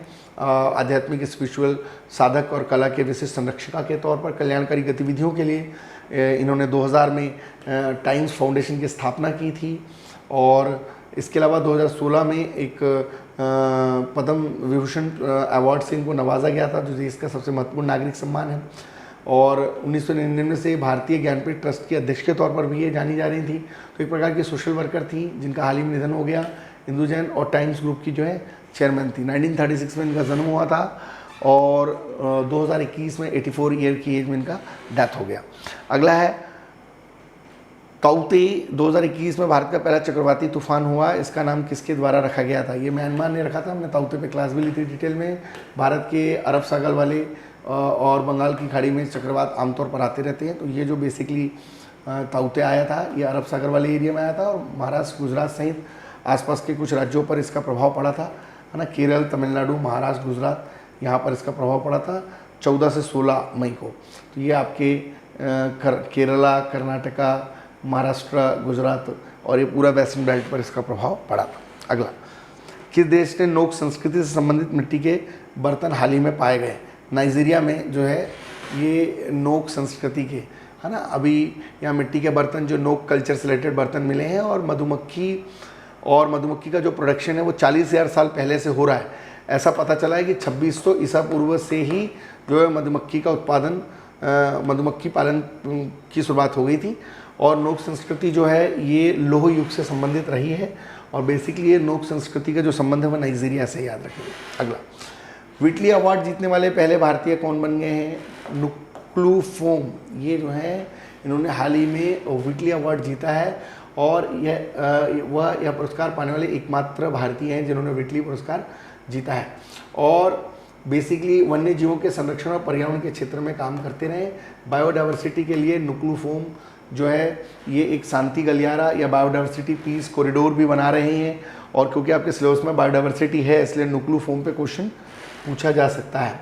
नेक्स्ट है कि किसे हाल ही में मिस यूनिवर्स 2021 के लिए चुना गया है? तो ये चुना गया है आपके मिस यूनिवर्स के लिए चुना गया है एंड्रिया मेज़ा को। एंड्रिया मेज़ा को जो है एंड्रिया मेज़ा, है ना, इधर फोटो देख लेंगे आप। एंड्रिया मेज़ा को जो है ये जो है यहाँ पर चुना गया है 2021 में मिस यूनिवर्स के लिए। मिस यूनिवर्स के लिए इनको चुना गया है। अब जो है नेक्स्ट हम जो यहाँ पे चर्चा करेंगे डिस्कशन का अगले अगले क्रोनोलॉजी में आगे बढ़ते हुए, तो हम जो है इस पे चर्चा जारी रहेगी। किस राज्य ने जो है म्यूकोरोसिस म्यूकोर माइकोसिस यूनिट है ना, म्यूकोर माइकोसिस यूनिट जो है हाल ही में स्थापित की है? मध्य प्रदेश ने की है। और ये ब्लैक फंगस से निपटने के लिए म्यूकोमाइकोसिस यूनिट मध्य प्रदेश ने भोपाल और जबलपुर में स्थापित की है। अभी ब्लैक फंगस बहुत चर्चा में था, तो ये जो म्यूकोर माइकोसिस यूनिट जो है मध्य प्रदेश के भोपाल और मध्य प्रदेश के जबलपुर में खोली गई, और ये अलग से ब्लैक फंगस से निपटने के लिए है ना। तो ब्लैक फंगस संक्रमण का जो नाम है ये म्यूकोर माइकोसिस, ये एक फंगल डिसीज़ है जो म्यूकोर माइसिस के नाम से जानी जाती है। और इस संक्रमण के शिकार अधिकतर वो लोग हो रहे हैं जो पहले ही किसी बीमारी के शिकार थे, और यह बीमारी सबसे ज़्यादा आँखों को प्रभावित कर रही है। यह बीमारी ज़्यादातर ठीक हो रहे हैं कोविड-19 के जो मरीज़ हैं उनको हो रही है। तो ये ब्लैक फंगस बहुत चर्चा में रहा है, येलो फंगस बहुत चर्चा में रहा, तो ये निश्चित तौर पे ये पूछा जा सकता है। अगला जो है, किस भारतीय महिला को ICAS की कार्यकारी समिति का प्रमुख बनाया गया है? ये बनाया गया है मनीषा कपूर को, जो advertising standard council of India है उसने घोषणा की है कि international council of advertising of self regulation ICAS, इसकी कार्यकारी समिति की प्रमुख मनीषा कपूर जी बनेंगी। 2023 तक वो जो है वो ICAS जो international council for the advertisement of self, इस संस्था से जुड़ी रहेंगी और इसके तौर पे काम करेंगे। नेक्स्ट है सिक्किम ए हिस्ट्री ऑफ इंटीग्यूड ऑफ अलायंस नामक पुस्तक जो है इसको किसने लिखा है? मोहन सिंह मालिक ने लिखा है। ये आप सामने स्क्रीन पे मोहन सिंह मालिक को देख रहे हैं। मोहन सिंह मालिक ने इस किताब में प्रमुखता से जो है बेसिकली प्रीत मोहन सिंह मालिक जो है ने सिक्किम के जो साम्राज्य और वहाँ के बेसिक पूरी हिस्ट्री को डिटेल में बताया, और कैसे सिक्किम सहयोगी राज्य के तौर पर 1974 में बना और कैसे पुराना राज्य का दर्जा मिला, ये सारी बातें बताई। इस किताब में इन्होंने बताया कि किस तरीके से सिक्किम को भारत में विलय करने की मांग की गई, और तिब्बत से इसकी निकटता और पूर्वोत्तर राज्यों और देश के बाकी राज्यों से जुड़ने में जो सिलीगुड़ी कॉरिडोर है उसमें सिक्किम का क्या इंपॉर्टेंट रोल है, ये सारी बातें इस सिक्किम ए हिस्ट्री ऑफ इंटीग्यूड ऑफ अलायंस नामक किताब का डिस्कशन का पार्ट है। RBI के परामर्श से केंद्र सरकार ने अब तक सॉवरेन गोल्ड बॉन्ड जारी करने का निर्णय लिया है सितंबर 2021 तक, और सितंबर 2021 तक जो है वो सॉवरेन बॉन्ड जारी किया जाएगा, ऐसा RBI का जजमेंट है फाइनली। नेक्स्ट जो है वो यहाँ पर हम अगला डिस्कशन कर रहे हैं। बहुत इंपॉर्टेंट पॉइंट्स हैं जिनको मैं बता रहा हूँ। भारतीय नौसेना का पहला विध्वंसक INS जिसे हाल ही में सेवा मुक्त कर दिया गया। जब जब कुछ INS विक्रमादित्य, INS सिंधु रक्षक मुक्त हुए, सेवा मुक्त हुए, तो प्रीलिम्स में क्वेश्चन बने। तो ये है INS राजपूत, है ना, ये दिमाग में सेट कर लें। INS राजपूत जो है तो पूछ सकता है इंडियन नेवी ने फर्स्ट डिस्ट्रॉयर जो INS राजपूत है has been the commissioned by and that time, इसको जो है यहाँ पर डिकम्युनिस्ट किया गया, डिकम्युनाइज्ड किया गया। डिकम्युनाइज्ड मतलब यहाँ पर इसको जो है सेवा मुक्त किया गया, डिकम्युनाइज्ड रिटायर्ड किया गया। ये INS राजपूत याद रखेंगे। पिछले 41 साल से डिस्ट्रॉयर भारतीय नौसेना में अपनी सेवाएं दे रहा था। 17 सितंबर 1977 को इसको लॉन्च किया गया था, और इसका आदर्श वाक्य था राज करेगा राजपूत, और पश्चिमी और पूर्वी दोनों ही बेड़ों में ये अपनी सेवाएं दे चुका है। INS राजपूत याद रखिएगा। सिंधु दर्शन उत्सव किस राज्य के केंद्र या राज्य केंद्र शासित प्रदेश के अंतर्गत शामिल है? लद्दाख, याद रखेंगे सिंधु दर्शन, है ना। अगला, BCCI ने किस भारतीय को महिला क्रिकेट टीम के नए कोच के तौर पर हाल ही में लाया? रमेश पवार साहब को लाया। रमेश पवार जी भारतीय महिला क्रिकेट टीम के कोच के तौर पर काम करेंगे, याद रखेंगे। किस राज्य को NSPCL के कोऑपरेटिव सामाजिक दायित्व के तहत कोल्ड चैन उपकरण उपलब्ध कराए गए हैं? अरुणाचल प्रदेश को जो है ये NTPC national thermal power corporation limited ने जो है अरुणाचल प्रदेश सरकार को कोविड-19 टीकाकरण कार्यक्रम के लिए जो है वो कोल्ड चैन उपकरण उपलब्ध कराए हैं। 25 आइस लाइन रेफ्रिजरेटर इसमें हस्तांतरित किए गए हैं, करीब करीब 29.7 लाख रुपए के। इंपॉर्टेंट है, NTPC national thermal power corporation ने ये किया है, ये 1975 में बना था। अगला, कौन सा राज्य वैश्विक कोवैक्स गठबंधन शामिल होने वाला भारत का पहला राज्य बन गया है? पंजाब है, और पंजाब सरकार ने घोषणा की कि वो कोविड-19 आपूर्ति बढ़ाने के लिए कोवैक्स सुविधा का लाभ लेगा। भारत में वैक्सीन की कमी है और टीकाकरण के प्रयास धीमे हैं, अतः कोवैक्स सुविधा के तहत ये सभी देशों इस सुविधा का उद्देश्य सभी देशों को कोविड-19 टीके उपलब्ध कराना है। तो डायरेक्ट जो है ये टीकाकरण कराने में मदद करेगा। और इस सुविधा का मुख्य उद्देश्य है टीका राष्ट्रवाद को रोकना, है ना। तो टीका राष्ट्रवाद को रोकना इसका मुख्य उद्देश्य है। तो ये पंजाब राज्य ने वैश्विक कोवैक्स गठबंधन में शामिल होने वाला भारत का पहला राज्य बन गया है, ये याद रखिए। अभी तक देश में कितने रेलवे स्टेशन को वाईफाई सक्षम बनाया गया है? 6000 के आसपास हैं जिनको जो है वाईफाई से अभी तक जो है जोड़ा गया है, ठीक है, याद रखेंगे। कुछ चीज़ें और बच गई हैं, उनको हम देख लेते हैं जल्दी जल्दी। नेक्स्ट क्वेश्चन है, आजकल जो है कोरोना जो नेक्स्ट कुछ क्वेश्चंस बच गए हैं उसको हम देखते हैं। ये आजकल कोरोना मरीजों में दुर्लभ ब्लैक फंगस बीमारी पाई जा रही है। Nowadays the covid patient are the diagnosed with the rare black fungus disease. The disease scientifically name is that, अभी मैंने बताया था, म्यूकोरमाइकोसिस, ये आपके देखा हुआ है म्यूकोरमाइकोसिस। ये ब्लैक फंगस एक प्रकार का फंगस इन्फेक्शन है। तो ये इसका साइंटिफिक नेम। आँखें के आसपास लालीपन आ जाता है, दर्द होता है, बार बार बुखार आता है, सिर में तेज़ दर्द होता है, खांसी और सांस लेने में तकलीफ होती है, ठीक है। अगला मलेरकोटला, ये किस राज्य का नया जिला हाल ही में घोषित किया गया है? ये पंजाब का किया गया है। पंजाब के अंदर ये मलेरकोटला नाम का एक 23वां जिला चर्चा में है और ये मुस्लिम बहुल इलाका है, इसलिए अभी कुछ मीडिया कवरेज यहाँ पे हुई थी, सुर्खियों में बना था। और राज्य के संगरूर ज़िले से अलग करके इसको बनाया गया। 2017 में जब चुनाव हुए थे तो पंजाब के अंदर कांग्रेस ने ये बोला था कि जब हमारी सरकार बनेगी तो हम मलेरकोटला बनाएंगे। और मलेरकोटला इसलिए चर्चा में है क्योंकि एक मुस्लिम बहुल्य इलाका है। तो मलेरकोटला हाल ही में चर्चा में रहा। पूछ सकते हैं किस राज्य से संबंधित है? पंजाब से, ठीक है। अभी मैं आपसे ये कहना चाहता हूँ कि हमने आज जो यूनिट 8 में करेंट अफेयर्स के अंतर्गत आने वाली चीज़ें हैं, तकरीबन उसका जो मल्टीपल चॉइस क्वेश्चन वाला जो है पहला सेशन लिया है। आने वाले समय में ये मल्टीपल चॉइस क्वेश्चन की जो सीरीज़ है वो यूनिट वाइज जारी रहेगी।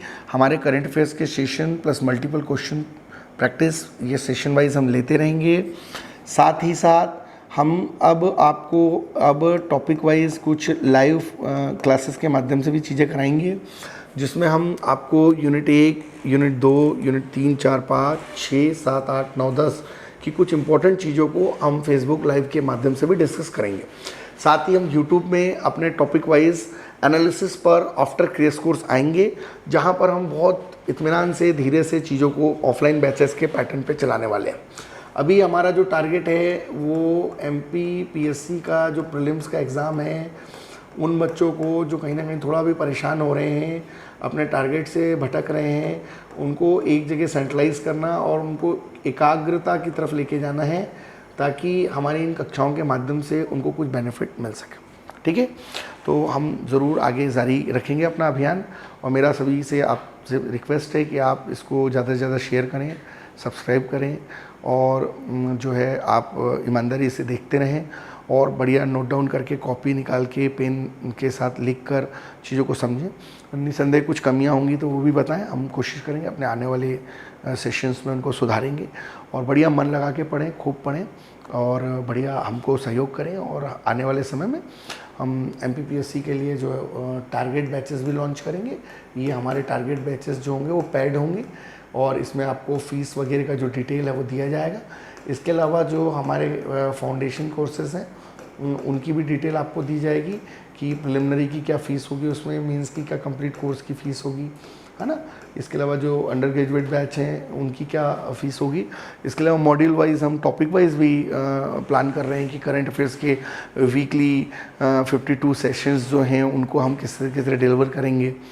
साथ ही हम geography, history, polity, economy, technology और जनरल स्टडीज़ के जितने भी टॉपिक हैं वो NCERT लेवल से basic, core, applied, current, contemporary के साथ जोड़ के पढ़ाएंगे, प्रीलिम्स के पॉइंट ऑफ व्यू से, मेंस के पॉइंट ऑफ व्यू से। और बहुत जल्दी हम लाइव आंसर राइटिंग के सेशंस भी आफ्टर 25 जुलाई स्टार्ट करेंगे। तो अभी हम 20 दिन थोड़ा हम कोशिश करें यूनिट 1 से यूनिट 10 तक हम मैक्सिमम आपको इतना दे दें कि आपका स्कोर कार्ड बढ़ जाए, ठीक है। Thank you so much. इसी तरीके से लगे रहें और मेहनत करते रहें, क्योंकि हमारा अभ्युदय एक क्रम से ही होगा। बातों से कुछ नहीं, काम तो श्रम से ही होगा। Thank you.